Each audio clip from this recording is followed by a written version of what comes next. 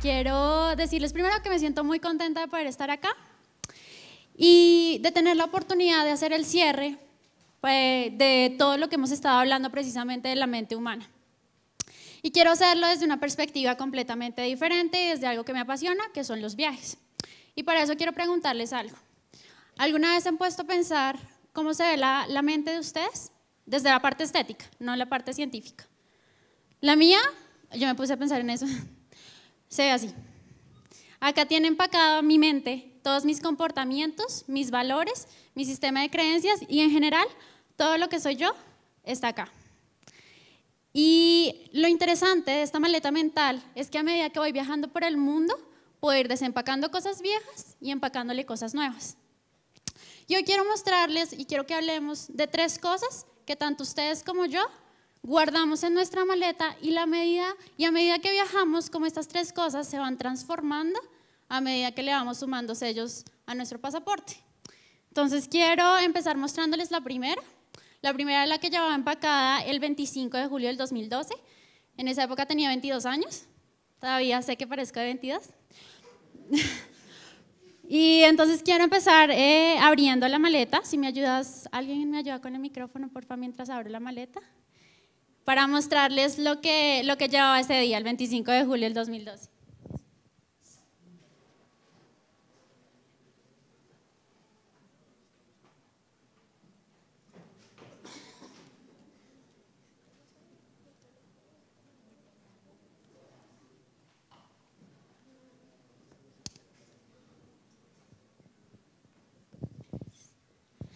El 25 de julio del 2012 iba a viajar por primera vez fuera del país sola y me iba a ir a vivir a Brasil por 6 meses.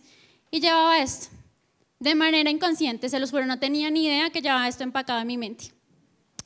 Y me di cuenta que lo llevaba empacado porque ese día, cuando estaba en el aeropuerto, me detuvieron porque pensaban que llevaba drogas en la maleta.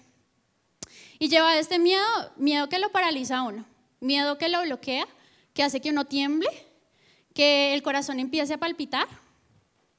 Y les voy a contar cómo pasó. Estaba despidiéndome de mis papás, de mi novio, entré a la sala de espera y estaba pensando en todo lo que estaba dejando atrás. Cuando de repente empiezo a escuchar como unas piernitas que venían moviéndose en mi dirección y levanté la mirada y busqué y venía un hombre medianamente joven y me estaba mirando. Y en el momento en el que cruzamos miradas, yo supe que este señor me estaba buscando a mí. El señor se paró enfrente mío de manera brusca y del bolsillo izquierdo sacó una placa y me dijo: policía del aeropuerto El Dorado, muéstreme su pasaporte y dígame para dónde va. Y yo abrí los ojos, le pasé el pasaporte y le dije: voy para Brasil. Me dijo, miró el pasaporte, me miró a mí. Mire, le voy a ser honesto, aquí hay algo que está muy raro. La veo muy nerviosa y necesito llevármela, necesito revisarle la maleta y que usted me acompañe. En ese momento yo no sabía qué pensar, estaba completamente en blanco, empecé a temblar, se me hacía una lagrimita y yo dije: no, espere, déjeme, yo llamo a mis papás, mi familia todavía está en el aeropuerto y yo les aviso y yo me voy con usted, no hay problema.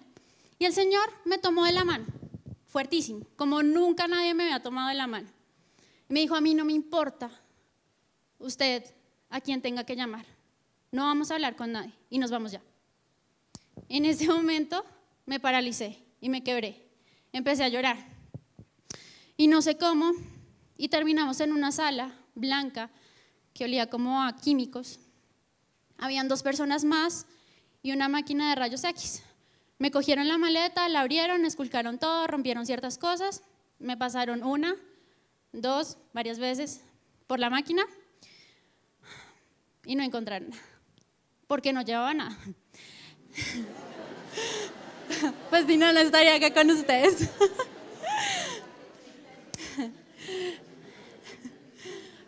Pero entonces saco esta historia a colación porque precisamente una de las primeras cosas que tenemos o los procesos mentales que tenemos que revisar cuando salimos de viaje es eso precisamente, el miedo. Tenemos que, digamos, encararlo y cuestionarlo. Y es que yo me pregunto, mirando esa situación en retrospectiva, porque si yo sabía que no llevaba drogas, ¿por qué me dio miedo? Y eso es lo que quiero precisamente que respondamos hoy, que miremos por qué pasó eso, por qué tenía miedo. Yo, como lo dijo Silvia, soy antropóloga de negocios, soy analista cultural y lo que hago y a lo que me dedico es precisamente a observar situaciones como estas, situaciones sociales, cuestionarlas y ahí sacar soluciones. Entonces,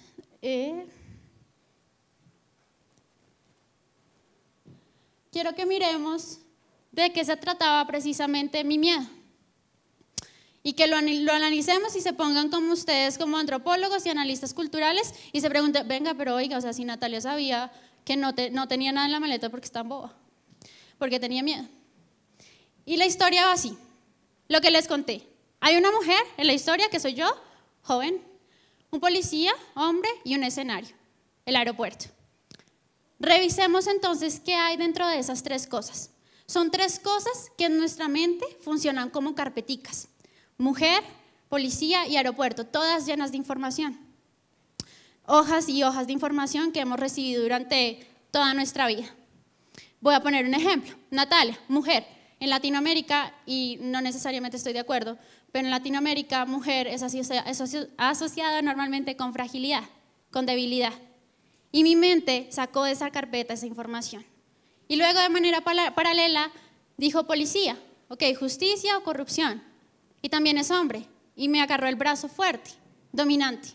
Y entonces entraron las cuestiones de género a trabajar en mi mente y en mi cabeza y a sacar esa información. Y luego tuvimos aeropuerto, un lugar en donde cualquier emoción que uno tenga se maximiza. Y eso dio como resultado la receta para el miedo. ¿A qué voy con esto y cuál es mi punto? Mi punto es que todo el día, todos los días, nuestra cabeza lo que está haciendo, nuestra mente, es leyendo esas carpeticas y tratando de interpretar el mundo de acuerdo a la información que recibe. Y adivinen de dónde viene esa información. De nuestra familia, de nuestros amigos, de la universidad, de los medios. Y es información que digamos que se reduce a un cierto sistema cultural como el colombiano. Somos colombianos y como esa colectividad recibimos cierta información. Una persona de Suecia, una persona italiana, de pronto las cuestiones de género no le nacen o no le saltan en la cabeza en una situación así o le tiene miedo a otras cosas. Y eso es lo interesante. ¿Y qué pasa cuando uno viaja? Cuando uno viaja, esa carpeta que uno tiene o esa mente que uno tiene que ha sido moldeada a la colombiana va cambiando y se va transformando porque uno va recibiendo información de otras culturas. Y uno dice, venga, las cosas no son tan fijas. El mundo no tiene por qué ser solamente de esta forma. Y ahí es cuando la mente se va ampliando. Y uno entonces tiene la oportunidad de cuestionar cosas como este señor, el miedo. Y se da cuenta cuando uno lo abre y uno va sacando las cosas, perdón, ¿de gusto acá? Cuando uno lo abre y cuestiona las cosas y va sacando y se da cuenta que el miedo está vacío, que la información que a mí me han dado no es toda cierta, que yo tengo la oportunidad de cuestionar las cosas. Y esa es la primera idea que quiero dejarles hoy. Uno tiene la capacidad de coger las cajitas que uno tiene en la cabeza, específicamente el miedo cuando viaja, y cuestionarlo y digamos que de alguna forma liberarse de ellas. Ahora quiero hablarles de la segunda cosa, del segundo cambio mental que uno tiene cuando viaja. Y eso es este señor, la conciencia. Y para hablarles de la conciencia, quiero que hablemos de una cosa que me viene pasando hace 5 o 6 años en mi Facebook. No sé si ustedes también. Llevo 5 o 6 años que cada mes, cada semana, un amigo mío, un conocido mío, publica que está listo para comerse el mundo. Y entonces pone la foto en el aeropuerto y a los 2 días empieza el feed de Instagram. Camilo Rodríguez, #living, #enjoying. Y entonces las fotos de la comida exótica, de los viajes, de la gente que está conociendo. Y lo que es más, ahora resulta que uno puede dejar la rutina, renunciar al trabajo, irse para, no sé, para India, para Tailandia, ir a comerse el mundo. Y uno dice, oiga, no, espera un momento, esta vaina es súper interesante. O sea, comerse el mundo es lo máximo. Y yo me pregunto una cosa, ¿realmente comerse el mundo es eso? ¿Comerse el mundo es ir a tomarse las 2000 fotos en Facebook o publicar en Instagram lo que, pues las historias que uno quiera? Desde mi perspectiva, hay algo que los que nos hemos comido el mundo, y digamos que me ubico en ese punto, los que hemos viajado por el mundo no publicamos en las redes sociales, no compartimos, y les voy a explicar cuál es el significado real de comerse el mundo.